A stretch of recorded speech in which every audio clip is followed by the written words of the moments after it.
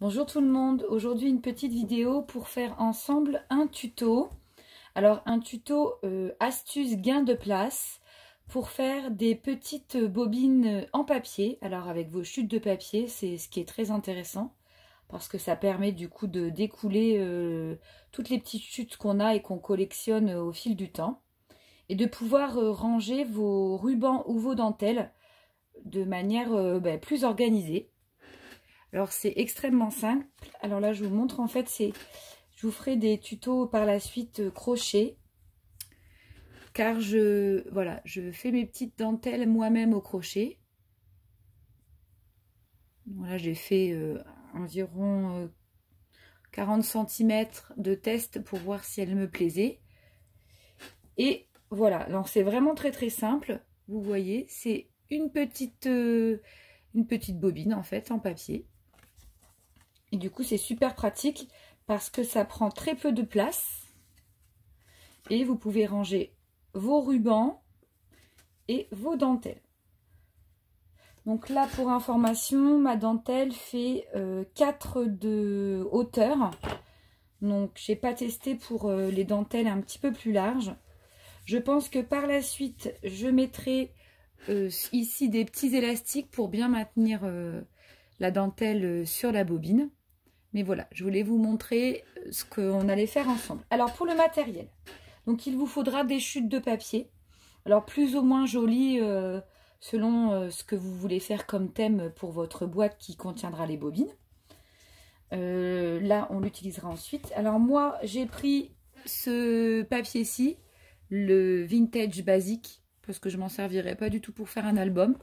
Donc je vais m'en servir pour faire mes petites bobines.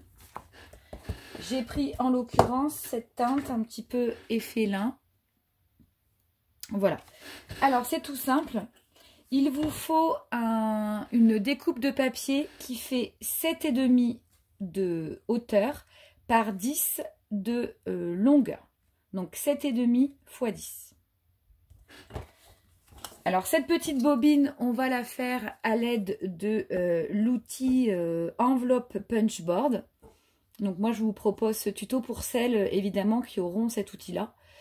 Après sans le punchboard, il y a certainement d'autres tutos, mais moi c'est celui-ci que je vous présente aujourd'hui.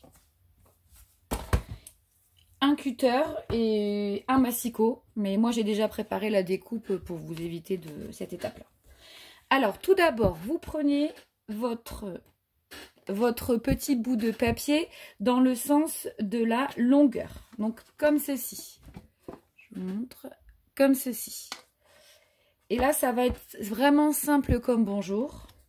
On va travailler sur les 4 coins de la découpe de papier.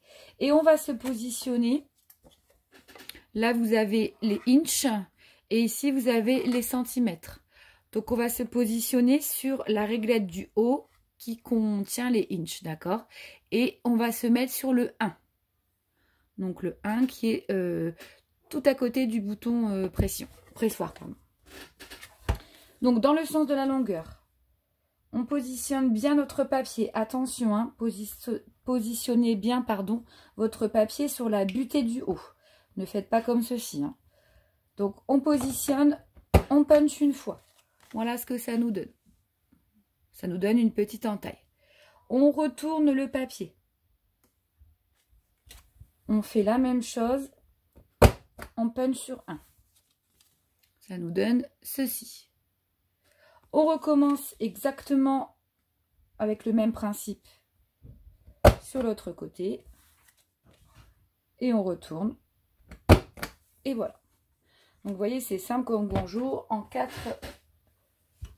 4 découpes, on a fini de faire la petite bobine papier. Voilà. Ensuite, vous prenez votre cutter. On peut également le faire au massicot. La découpe, mais moi je déborde toujours, donc ça m'embête. Je préfère le faire au cutter. Et ici, vous voyez, c'est comme lorsque l'on fait les albums pour faire les bordures, hein, les petites encoches. On va placer donc la pointe de son cutter ici et on va couper tout droit jusqu'à la seconde encoche. Et on fait ça des deux côtés. Donc là, On se positionne bien.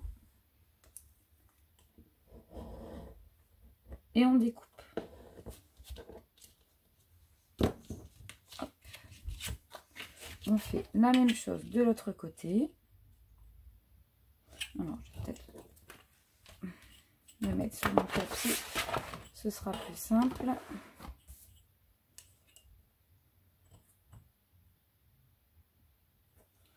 Donc, en 1 heure, on peut en faire pas mal. Puis, ça permet surtout d'écouler les chutes de papier. Parce que du 7,5 x 10, on en a souvent. Je vais mettre ça là. Et voilà ce que ça nous donne. Donc, après, bon, vous pouvez retailler un petit peu. Hop. Voilà ce que ça nous donne. Mais pour faire plus joli, nous, on va faire des petits angles, d'accord? Donc, on reprend notre outil punchboard, pardon. On peut prendre très bien celui-ci, hein. C'est exactement la même chose. Hein. C'est exactement pareil. Hein.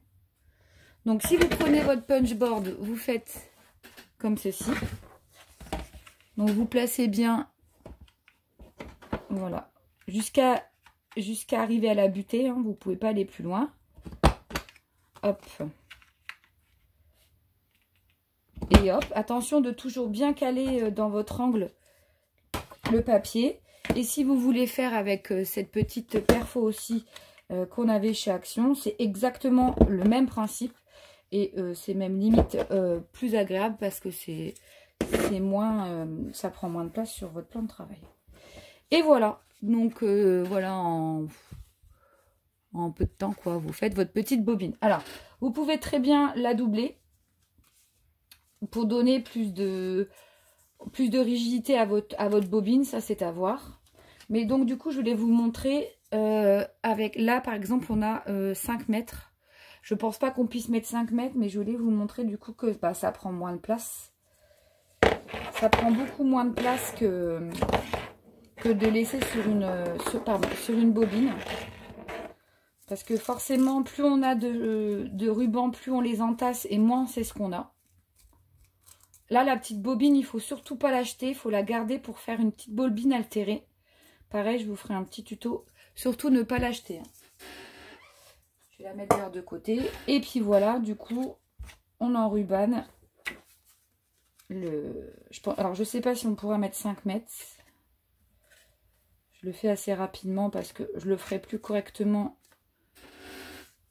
une fois que j'essaye d'être dans le champ. Désolée si parfois je suis pas dedans. Mais alors franchement, vous gagnez un gain de place considérable. Et puis surtout, vous pouvez les trier par couleur. Et vous voyez ce que vous avez.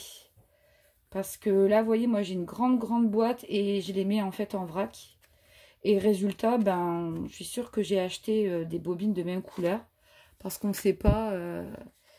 on ne sait pas du tout ce qu'on a en fait. On entasse et...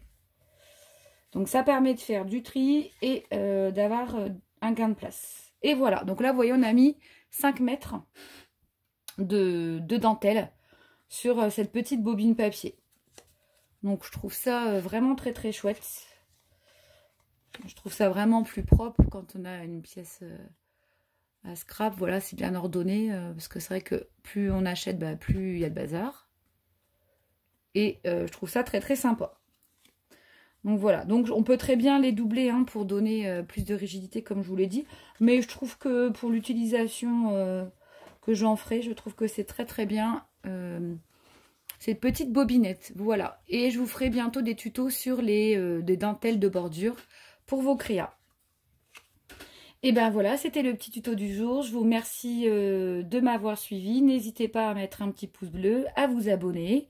Et puis je vous dis à très bientôt. Bye bye.